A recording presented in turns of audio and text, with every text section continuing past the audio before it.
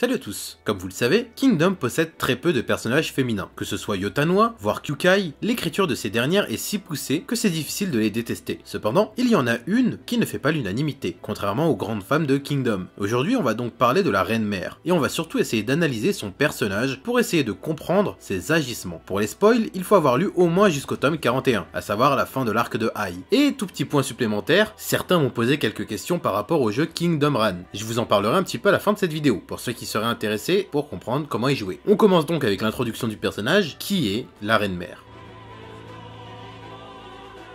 La Reine Mère, aussi connue sous le surnom du joyau de Kantan, pendant sa jeunesse, était considérée comme étant l'une des plus belles femmes de Chine. Elle fut promise à Ryofui, qu'elle aimait de tout son cœur, mais ce dernier la vendit au futur roi de Qin, contre une place bien placée dans le gouvernement. Malheureusement, Biki fut abandonnée à Zhao, avec son fils Heisei, et subit les pires sévices, pour avoir pactisé avec l'ennemi. Recluse de la société, elle se prostitue pour rester en vie, malgré les brimades répétées. Cette violence finit par la pousser à devenir agressive envers son propre fils. De retour à Qin, elle acquiert la place de Reine Mère, et commande le harem avec une main de fer entourée de son armée d'eunuques. Malgré une mise en avant très réduite, elle reste connue comme étant une personne puissante, contrôlant indirectement les plus grandes familles de Kanyu via les filles du harem. Elle est montrée pendant l'histoire comme étant une alliée de Ryofui contre Heisei, mais aussi comme étant un simple pantin de ce dernier, toujours rempli de désir envers lui, jusqu'au jour où elle finit par croiser la route de Ruhei, simple amuseur qui deviendra l'amant de la reine, le père de ses deux enfants et le leader de la rébellion contre Kanyu. Après la rébellion et l'exécution de Ruhei, on l'a vu pour la dernière fois dans un donjon enfermé. Notre bref résumé nous a permis de poser des bases pour la grosse partie de la vidéo. Comme vous avez pu vous en douter, on va creuser un peu plus pour comprendre le personnage de la Reine Mère. Du coup, on peut commencer l'analyse.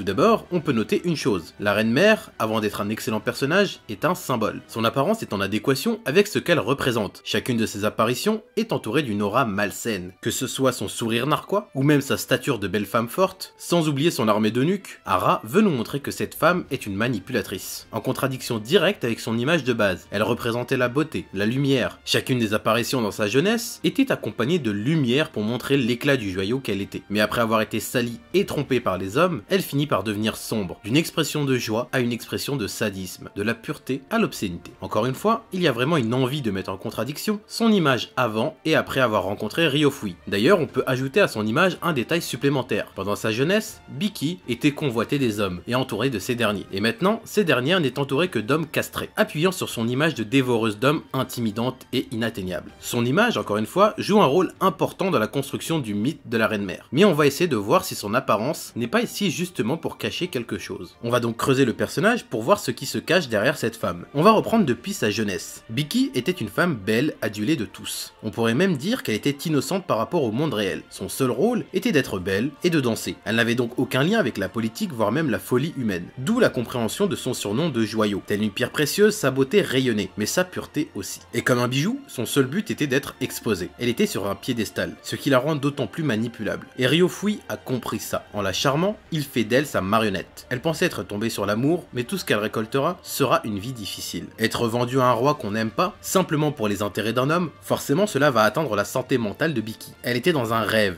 et perd tout à cause d'un seul homme. Alors c'est normal qu'une fois Zhao seule avec Heisei, elle finisse par perdre la raison. Heisei représente tout ce qu'elle a perdu. Il est le produit de sa séparation avec Ryofui, donc pour elle, il est fautif et finit par devenir son bouc émissaire. Celui qui est à l'origine de tous ses malheurs. Surtout qu'on peut ajouter à ça le fait que le roi Suju s'est enfui et les a laissés sans argent à Zhao, ce qui poussa Biki à se prostituer pour se nourrir, et donc rabaisser encore plus l'estime envers soi-même, et pousser la folie. Malgré sa haine envers Heisei, elle finit par avoir quelques brefs moments de lucidité. D'ailleurs, Hara les met en avant avec beaucoup de non-dits, c'est-à-dire des petites cases sans texte où on arrive à comprendre la situation sans explication. Après l'avoir étranglé et laissé pour mort dehors, elle finit par le récupérer et le soigner. Elle a beau haïr son fils et être détruite, au fond d'elle, elle reste une mère. Elle comprend qu'il n'est pas la vraie raison de son malheur et sait qu'elle ne devrait pas lui en vouloir, mais la violence qu'elle subit lui fait oublier son rôle très facilement. Et même après son retour à Qin, elle reste distante. D'ailleurs, son comportement est cohérent. Il peut arriver qu'une mère qui subit un choc psychologique pendant sa grossesse finisse par détester son enfant. Et vu que Heisei est né dans un contexte où Biki était perturbé et manipulé par Ryofui, alors c'est compréhensible que cette dernière finisse par détester son fils, car il incarne tous ses malheurs. Elle s'est fait une carapace pour ne plus aimer les hommes, qui pourraient la trahir comme l'ont fait les précédents hommes de sa vie. Mais on va creuser un peu plus. Ce qui rend la Reine Mère tant détestée détestable, ce n'est pas tant sa situation qui est compréhensible, mais plutôt sa réaction très particulière envers les enfants de Ruhai. Et oui, rappelez-vous, après l'exécution des rebelles, Heisei déclare à la reine-mère que les enfants seront eux aussi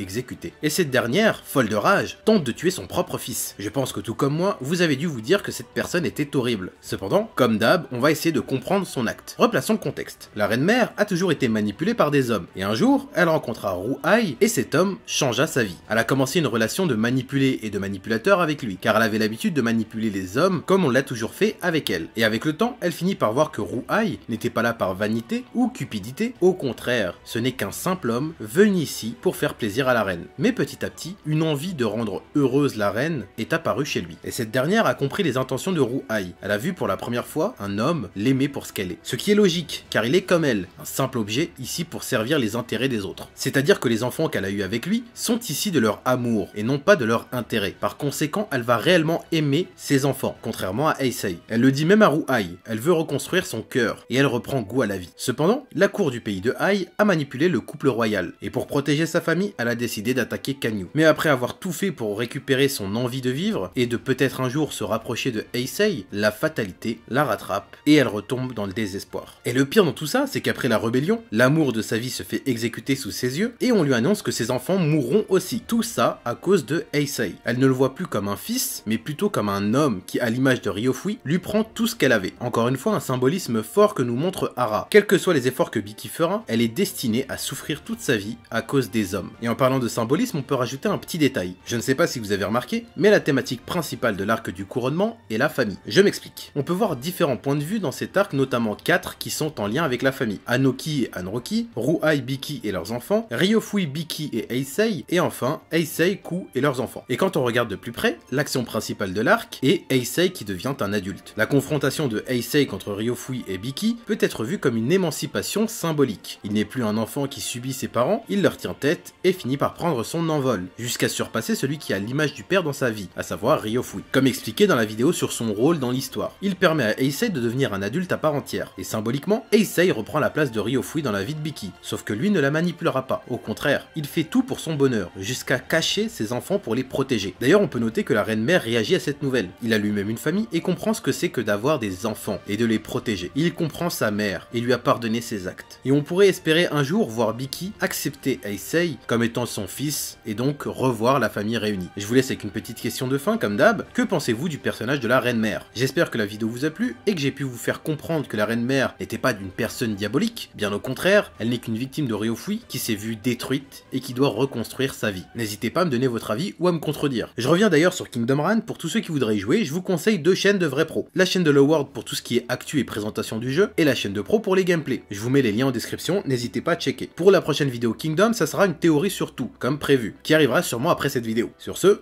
ciao!